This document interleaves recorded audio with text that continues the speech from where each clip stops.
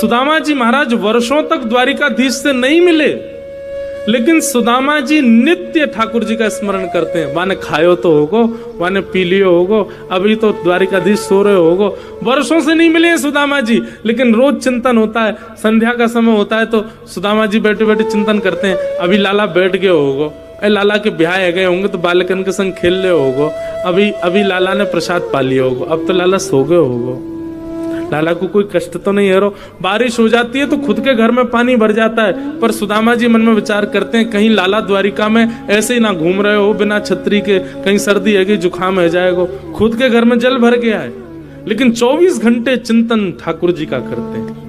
ऐसे सुदामा जी महाराज बड़े दीन हैं, घर में धन नहीं है, इतने छिद्र हो गए छत पर कि वर्षा होती है तो कमर कमर तक जल भर जाता है घर में। भोजन करने के लिए अन्न नहीं है, सामग्री नहीं है घर में, लेकिन फिर भी कभी द्वारिकाधीश से मिलने के लिए इसलिए नहीं जाते कि मेरी दरिद्रता देख करके, मेरी दीनहीनता देख करके, मेरी श्रीहीनता देख करके द्वारिकाधीश को ये ना लगे कुछ मांगने आया इसको कुछ दे दो, इसलिए नहीं जाते कभी। और सुदामा जी कभी अपनी पत्नी को भी नहीं बताते कि द्वारिकाधीश मेरे मित्र हैं, मेरे सखा हैं। प्रेम को बंधुओं जितना गोपनीय रखोगे प्रेम उतना बढ़ेगा। सुदामा जी अप्रकट भक्ति के आचार्य हैं, कभी नहीं बताते। एक दिन भगवान ने अनुग्रह किया, एक दीनहीन से ब्राह्मण के रूप में सुदामा जी के घर पहुंच गए, और सुदामा जी की पत्नी सुशीला ने जैसी देखा ब्राह्मण आए हैं द्वार पर, सुशीला बोली भगवान हमारे घर में देने को कुछ नहीं है, आप कहीं और चले जाओ। भगवान बोले क्यों, हमको आपसे भिक्षा चाहिए। ब्राह्मण बन के आए ठाकुर जी, मेरे घर में सोवर है, मैंने एक संतान को जन्म दिया है, अभी हमारा घर पवित्र नहीं है, आप अभी हमारे यहाँ की सामग्री नहीं ले पाओगे। ठाकुर जी बोले इनके तो कोई संतान अभी हुई नहीं, ये ऐसे क्यों बोल रही हैं।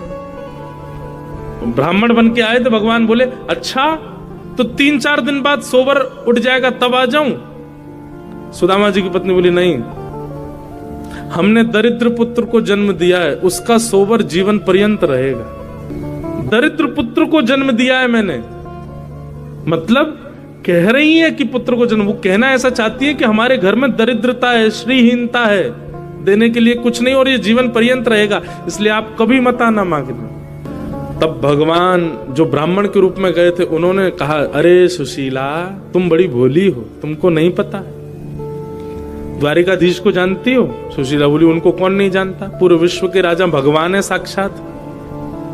बोले वो तुम्हारे सुदामा जी के घनिष्ठ मित्र हैं, घनिष्ठ सखा हैं, इतने घनिष्ठ सखा हैं और तुमको विश्वास नहीं होता तो अपने पति के सामने जाकर के केवल द्वारिकाधीश का नाम ले देना, देख लेना उनके चेहरे का हाव भाव ही बता देगा, उन्होंने तुमसे छुपाया है आज तक।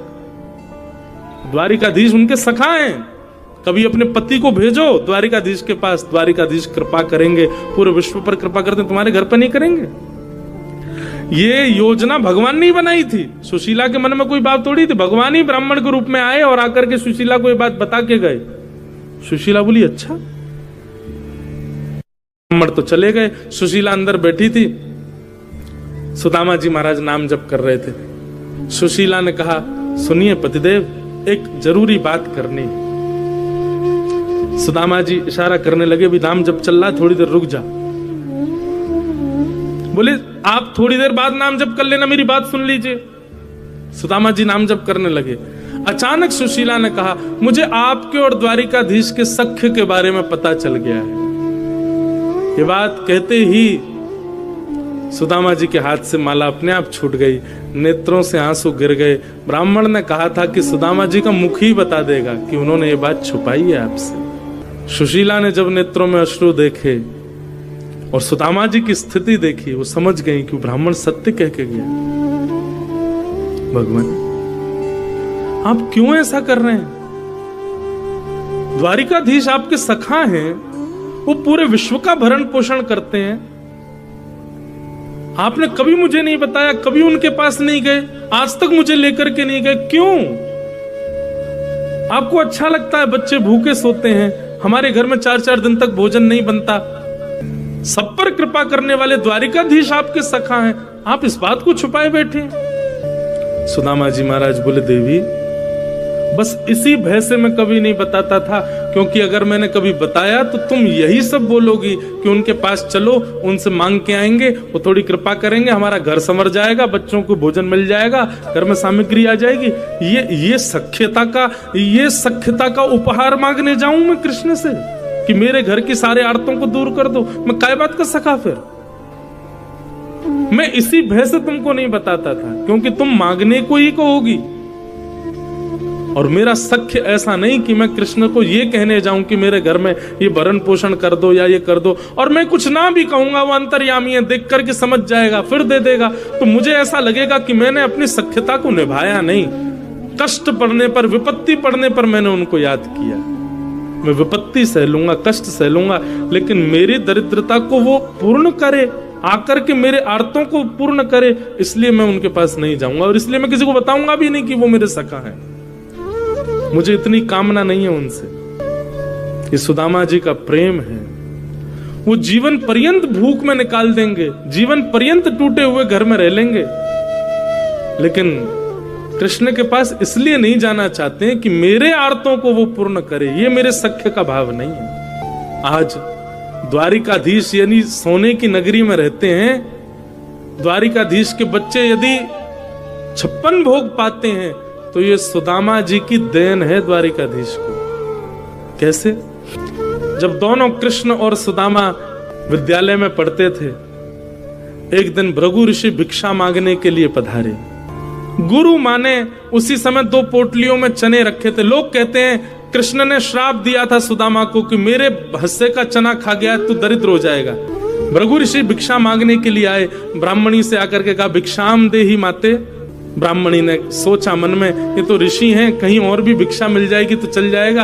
अब विद्यालय में इतनी सामग्री नहीं है, 2 पोटलियां चने की हैं, वो भी कृष्ण सुदामा के लिए, वो भी इनको दे दूंगी तो बच्चे बेचारे वन में क्या खाएंगे? पुष्प तोड़ने के लिए वन में जा रहे हैं।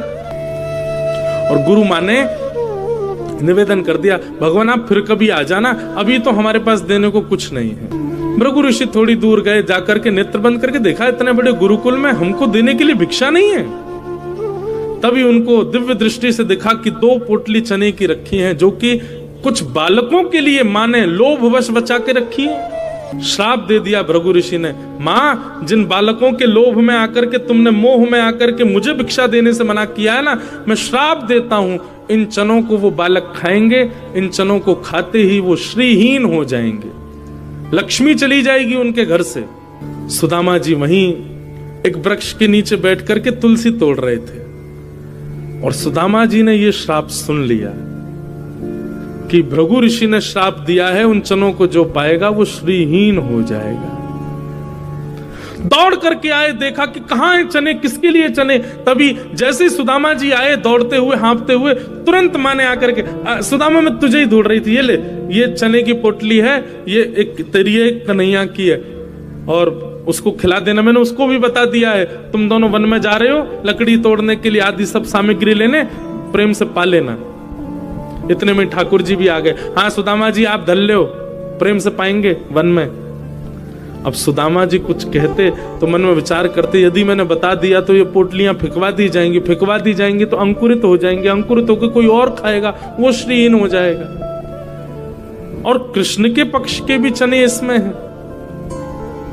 सुदामा जी ने मन में विचार किया, आज अपने सखा को सख्यता का उपहार देने का दिन आया है। और वन में जैसे सुदामा जी और कृष्ण गए, एक ऊंचे वृक्ष की डाल देख करके सुदामा जी समझ गए, बोले कन्हैया वृक्ष में चढ़ने में बड़ा ढीला है, देरी से चढ़ पाता है। सुदामा जी बड़े निपुण हैं। एक ऊंचे वृक्ष को देख करके सुदामा जी दौड़ करके उसके ऊपर चढ़ गए, जाकर के डाल पर बैठ गए। ठाकुर जी धीरे धीरे चढ़ रहे थे नीचे से, इतने में सुदामा जी ने पोटलियां खोली और लेकर के चने भरने लगे मुख के अंदर। ठाकुर जी ने चढ़ते चढ़ते देखा, ए सुदामा अकेलो खा रहा हो, एक पोटली मेरी है, वो धर लियो बचा के, मैं आ रहा हूं ऊपर, बहुत तेज भूख लगी है, मैं भी पाऊंगा। सुदामा जी मन में विचार करने लगे, लाला तू सदा प्रसन्न रहे, लक्ष्मी में खेले, लक्ष्मी तेरी पत्नी बने, तू सदा तेरे जीवन में कोई कष्ट संकट नहीं आवे, मेरे बटकी भी लक्ष्मी तेरे पास आ जाए, ऐसो मेरो उपहार है तुमको। और ठाकुर जी के पक्ष के चने भी ठाकुर जी देखते रह गए, सुदामा जी सब पा गए। भगवान भले ही नाराज हुए, भगवान भले ही सुदामा जी से रूठ गए, भगवान ने भले ही कुछ अपशब्द कहे, पर सुदामा जी ने ठाकुर जी को गले से लगा लिया। बोले लाला तू बस सदा खुश रही हो, तू सदा प्रसन्न रही हो, तेरे जीवन में कोई कष्ट नहीं आवे, बस ये मेरी मंत्रणा है। बोले काय बात की मंत्रणा तेरी, तू मेरे पक्ष के चना खा गए हो और यूं कह रहे हो कि मैं सुखी रहूं। सुदामा जी रोने लगे, कैसे बताऊं श्याम सुंदर। कुछ दिनों के बाद विद्यालय छूट गया और ठाकुर जी मथुरा चले गए, सुदामा जी वापस अपने स्थान को चले गए।